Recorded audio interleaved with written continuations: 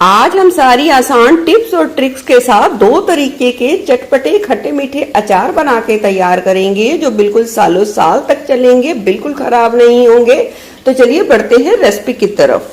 2 तरीके का अचार बना के तैयार करेंगे। एक तो मिर्च का लंबे चलने वाला अचार बना के तैयार करेंगे और एक नींबू का खट्टा मीठा अचार बना के तैयार करेंगे। मिर्च के अचार की थोड़ी सी तैयारी करनी पड़ती है, तो ये यहाँ मैंने 300 ग्राम के करीब ये अचार वाली मिर्च ले ली है, जिसे अच्छे तरीके से धोकर पोंछ लिया है। अब हम इसका डंठल निकाल देंगे और ये लंबे साइज की मिर्चें हैं, तो इस तरीके से बीच में कट लगा देंगे और यहाँ बीच में चीरा लगा देंगे ताकि हम इसमें मसाला भर पाए। मिर्च को अच्छे तरीके से 2 भागों में डिवाइड करके चीरा लगा के काट दिया है। अब तेज धूप में इसे 1.5 से 2 घंटे के लिए रहने देंगे। इतने में चलिए दोनों अचारों के लिए मसाला बना के अलग अलग तैयार कर लेते हैं।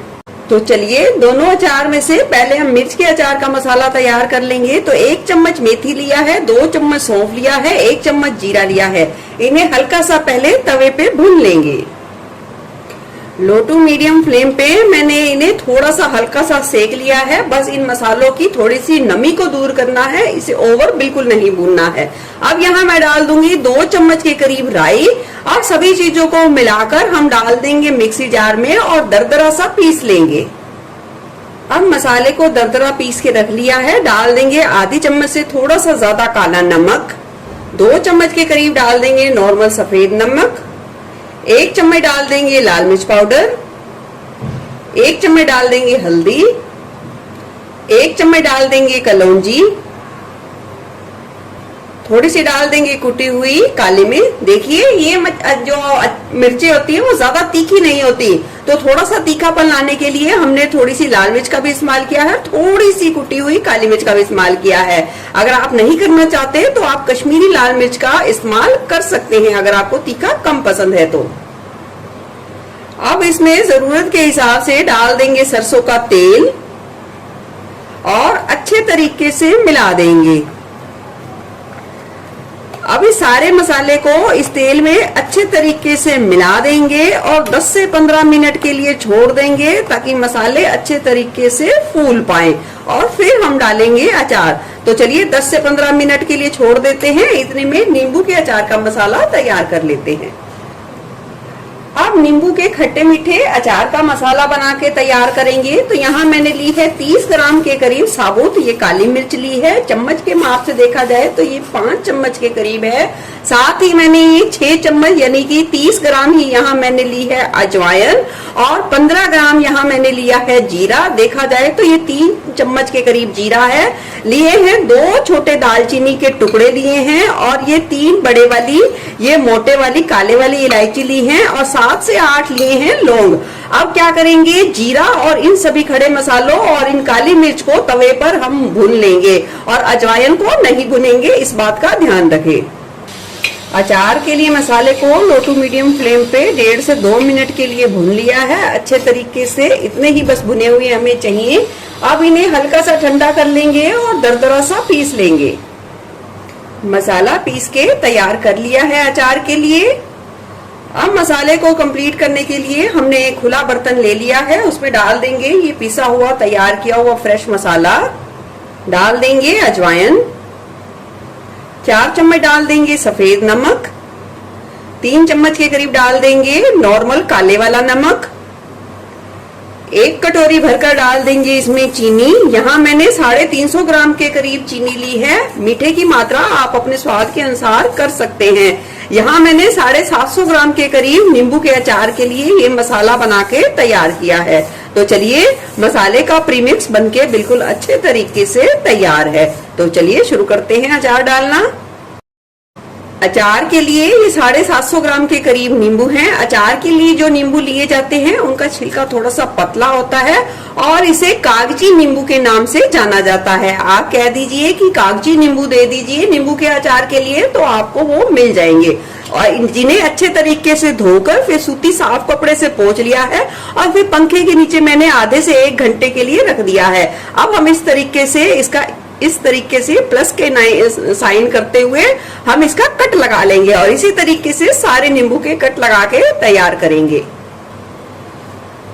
अब अब हमने सारे नींबू में अच्छे तरीके से कट लगा दिया है और ये तैयार किया हुआ मसाले को हम अच्छे तरीके से इसमें भर देंगे। अच्छे तरीके से इस तरीके से प्रेशर देते जाइए और दबाते जाइए।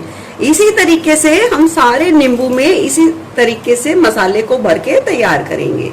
सारे नींबुओं में मसाले को अच्छे तरीके से भर लिया है और लगभग आधा मसाला के करीब ये बच गया है।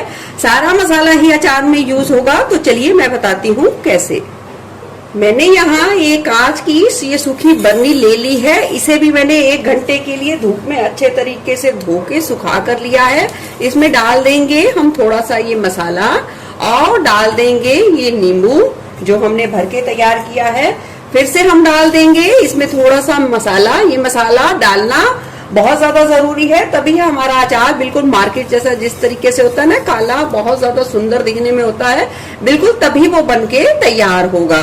तो इसी तरीके से हम सारा मसाला अच्छे तरीके से डाल देंगे।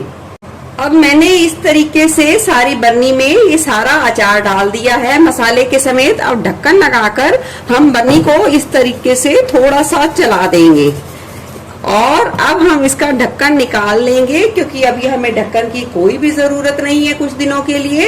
तो हम इस तरीके से सूती कपड़े से ऊपर के हिस्से को ढक देंगे ताकि धूल मिट्टी कोई भी अचार में ना जा सके।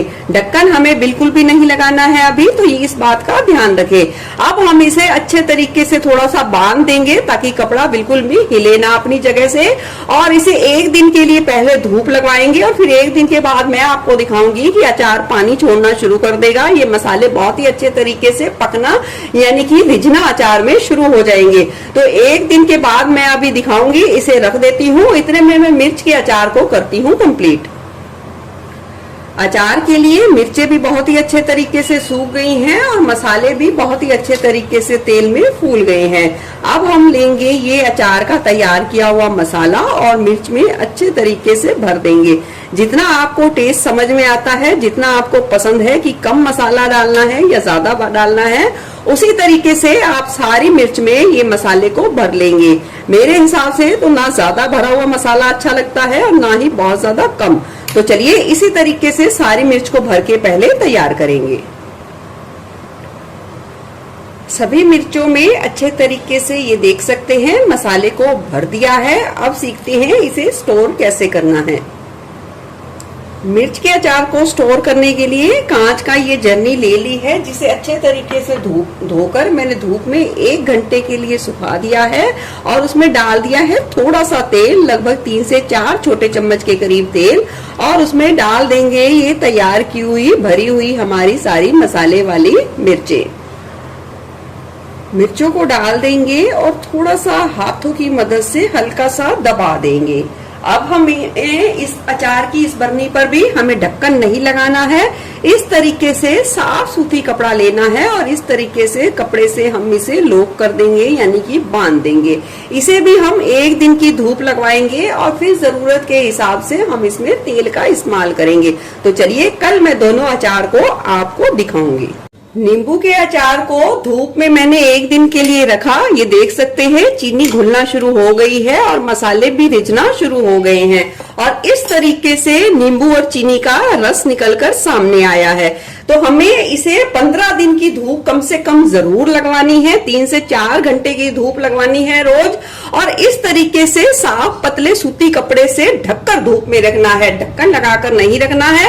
और जब धूप से हटाएं तो आप अचार को जरूर अच्छे तरीके से सूखे साफ चम्मच से रोज चलाएं और फिर उसके बाद अब छाया में रखें तो ढक्कन लगा के रखें। 15 से 20 दिन तो जरूर रखना है, फिर अचार ये बिल्कुल बनके तैयार होगा जैसे टेस्ट आपको चाहिए। बहुत ही ज्यादा हाजमेदार, बहुत ही ज्यादा टेस्टी और हेल्दी नींबू का अचार बनके तैयार होगा। तो 15 से 20 दिन के लिए रखिए और फिर इस अचार को खाइए। नींबू का अचार मैंने बता दिया है किस तरीके से स्टोर करना है और कैसे फिर आप उसे खा सकते हैं। तो ये मैंने ये मिर्च का अचार भी आपको कल बताया था जिसे मैंने 1 दिन की धूप लगवाई थी। अब हम इसमें थोड़ा सा सरसों का कच्चा तेल डाल देंगे। अगर आपको लंबे समय तक रखना है तो आप तेल का इस्तेमाल ज्यादा करें। अगर कम समय में आपका लग जाना है, आपने उसे यूज कर लेना है, तो कम तेल का इस्तेमाल करें। अब आप इसे भी ढककर 2 दिन की धूप 1 से 2 घंटे की जरूर लगवाएं और अचार को सूखी चम्मच से जरूर चलाएं। आपका अचार सालों साल चलेगा, लंबे समय तक चलेगा और बिल्कुल भी खराब नहीं होगा। दोनों अचार की रेसिपी मैंने आपको बता दी है, आप भी इसे बनाइए और अपना फीडबैक जरूर शेयर कीजिए। फिर मिलूंगी ऐसे ही बढ़िया रेसिपी के साथ। Eat healthy and stay healthy. धन्यवाद।